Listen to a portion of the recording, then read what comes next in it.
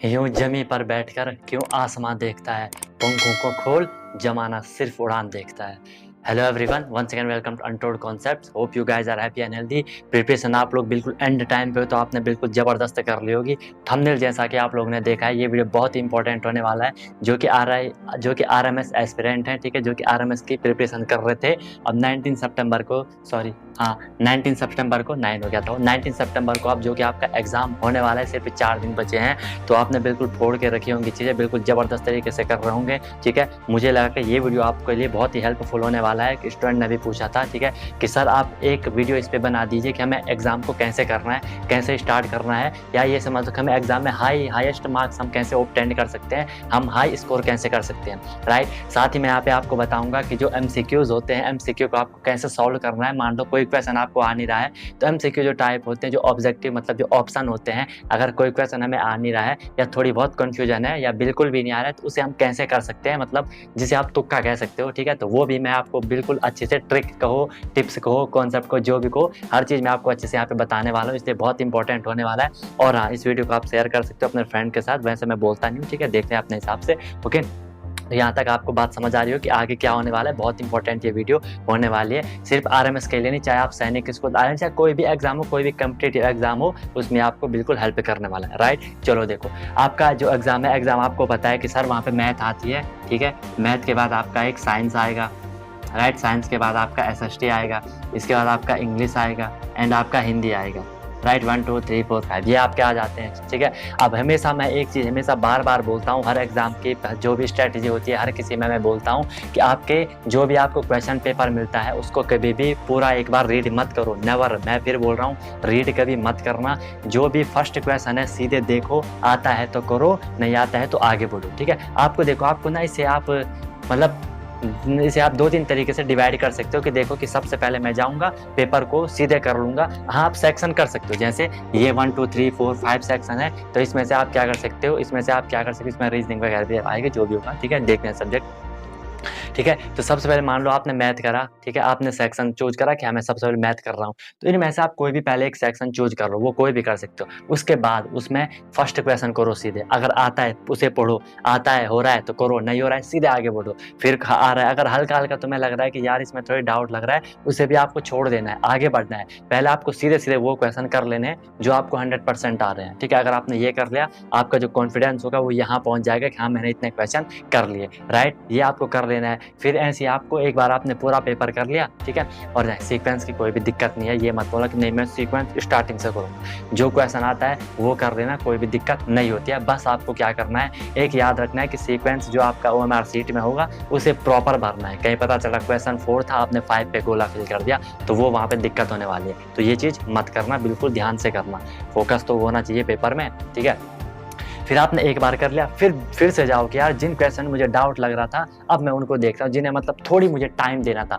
Time के भी तो यूटिलाइजेशन करना आना चाहिए, वहाँ तो टाइम की कमी होती है, राइट। तो फिर आपने देखा कि हाँ सर, अब हम यहाँ पे देखते हैं जिनमें मुझे डाउट था, अब मैं उन क्वेश्चन को कर रहा हूँ। आपने करे, हाँ, अब आपके सही हो जाएंगे, क्योंकि एक बार तो आपका फ्लो बना है। देखो, फ्लो जरूरी होता है। फ्लो आपका क्या बना है कि आपको जो क्वेश्चन आ रहे थे वो क्वेश्चन आपने कर लिए, ठीक है। इसलिए मैंने बोला स्टार्टिंग से पूरा पेपर रीड नहीं करना है। पूरा पेपर रीड करके क्या होगा, मान लो कोई क्वेश्चन आपको नहीं आ रहा है, आप डिमोटिवेट हो जाओगे, यार ये क्वेश्चन मेरे को नहीं आ रहा, और माइंड क्या करता है, नेगेटिव न्यूज को ज़्यादा जल्दी कैच करता है, ठीक है, उनकी तरफ ज़्यादा जल्दी अट्रैक्ट होता है। चाहे आपको कितने भी आ रहे हैं, जो नहीं भी आ रहे होंगे, आप बोलोगे यार ये तो मुझे आ नहीं रहे हैं, इसकी वजह से जो आपको आ भी रहे होंगे उनमें भी दिक्कत होने वाली, ठीक है। चीज़ समझ आपको बात आ रही होगी, ठीक है, ये चीज़ आपको याद रखनी है। इसके बाद फिर अब आपने जो डाउट थे उनको भी कर ले, इसके बाद उन पे जाओ जो आपको नहीं आ रहे थे, आप उन पे जा सकते हो कि अब उन पे टाइम देने की ज़रूरत है। टाइम होगा तो आप क्या पता कर लोगे, नहीं होगा तो वैसे भी आपको क्वेश्चन नहीं आ रहे थे, ठीक है। अब दूसरी चीज़ आप यहाँ पे बोलोगे कि सर यहाँ पे सबसे पहले आप हमें ये बता दो कौन सा सेक्शन करें।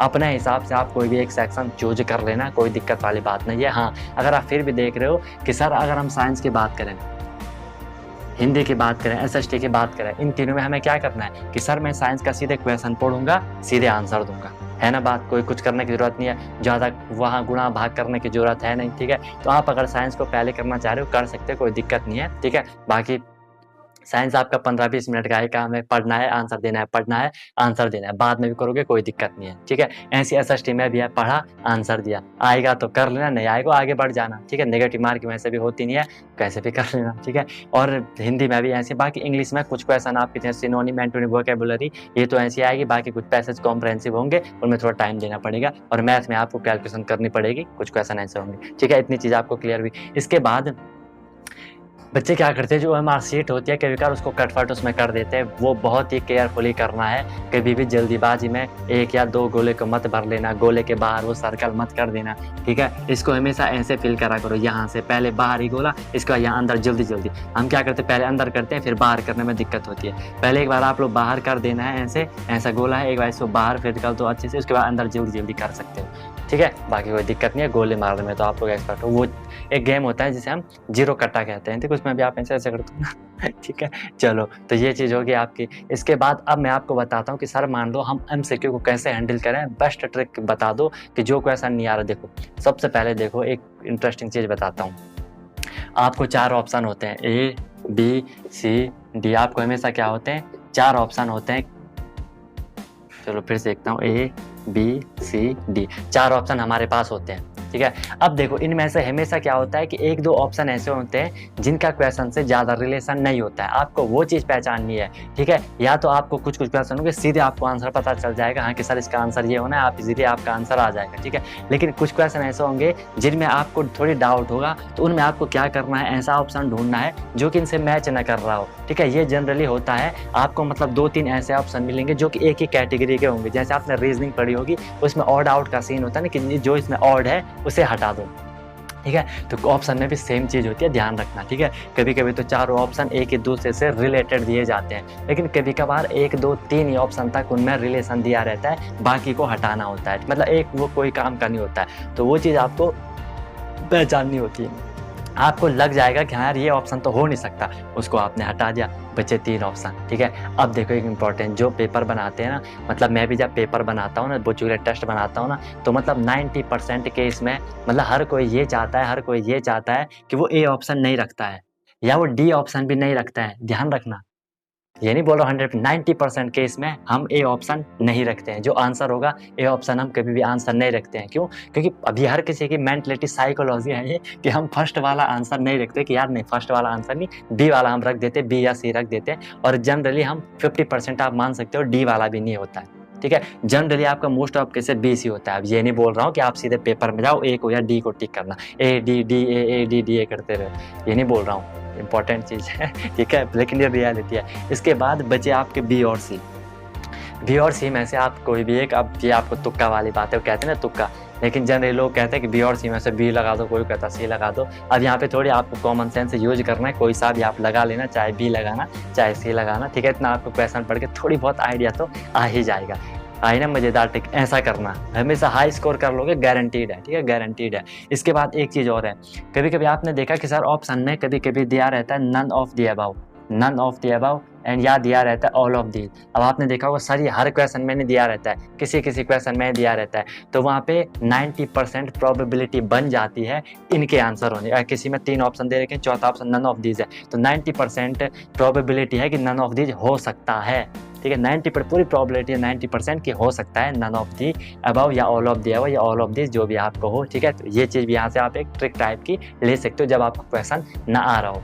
इतनी बात आपको समझ आए, ठीक है। बाकी बस यही है आपको कि ऐसे ऐसे करना है आपको, कभी भी जल्दीबाजी मत करना। मैं फिर बोल रहा हूँ, जल्दीबाजी करोगे, पेशेंस रखना, धैर्य बनाए रखना, जल्दीबाजी करोगे तो जो आ भी रहा होगा उसे भी भूल जाओगे, ठीक है। और याद रखना, जब भी पेपर में जाओ, जब भी तुम्हें टेंशन मतलब लाइफ कि हार्ट बीट तेज होने लग जाए, तो एक बार लंबी गहरी सांस लेना 3-4 बार, आपको काफ़ी रिलैक्स मिलेगा, काफ़ी आपका वहाँ पे कॉन्फिडेंस बना रहेगा, ठीक है। बाकी याद कर लेना अपने पेरेंट्स को कि हम यहाँ क्यों आए हैं, है ना, आपका कॉन्फिडेंस बढ़ जाएगा। आई एम 100% श्योर, बाकी कोई दिक्कत नहीं है। ये जो मैंने आपको नॉर्मल स्ट्रेटजी बताई, ठीक है, बताने के लिए तो बहुत कुछ है, लेकिन मैं नहीं चाहता कि आप लोग इसी पे स्टक हो जाओ, ठीक है, फिर आपने जो पढ़ा वो भूल जाओगे। लेकिन इससे ये आपको कहीं ना कहीं ज़रूर हेल्प करेगा। एक बार फिर बोल रहा हूँ, इनको रिवाइज पूरा पेपर मत करना, कोई भी एक सेक्शन पकड़ना, उसको करना चालू कर देना, कोई भी दिक्कत नहीं होगी, सब कुछ बेस्ट से बेस्ट होने वाला है। मुझे पता है आप लोगों ने तैयारी अच्छी करी है, अब रिजल्ट आना ना आना वो बात की बात है। डिमोटिवेट मत होना, आपने अपना 100% दिया,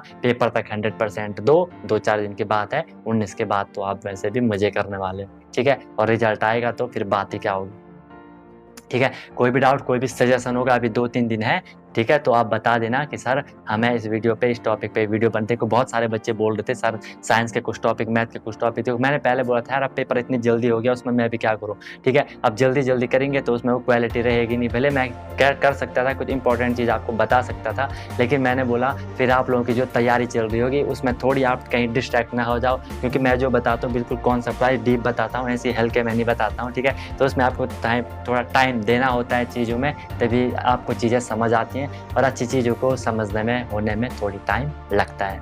ओके, तो आप, मुझे पता है आप लोग बिल्कुल अच्छे से कर रहोगे, चाहे कोई भी एग्जाम हो। आप ये, मैं इस पे अलग से वीडियो बनाऊंगा कि एमसीक्यू ट्रिक आपको कैसे सॉल्व करना है, ठीक है। बाकी कोई भी डाउट होगा तो पूछ लेना, और याद रखना जब तक तुम तोड़ोगे नहीं तब तक तुम छोड़ोगे नहीं, मुझे भी ये बात पता है, ठीक है। ऑल द बेस्ट, बिल्कुल फोड़ के आना है आपको, बिल्कुल आग लगा देना, आग 3-4 दिन तक आपके अंदर लगी होनी चाहिए। मैं आपको एक ज़बरदस्त मोटिवेशनल सेशन दिलाऊंगा आपके लिए, जिसमें कि आप बिल्कुल ज़बरदस्त आप मोटिवेट हो जाओगे, पेपर के लिए बिल्कुल प्रिपेयर हो जाओगे, राइट। मिलते हैं फिर नेक्स्ट वीडियो में नए कॉन्सेप्ट, नए इन्फॉर्मेशन, नए प्रोडक्टिव टिप के साथ। सीखते रहिए अनटोल्ड कॉन्सेप्ट के साथ। Wish you all the very best, be happy.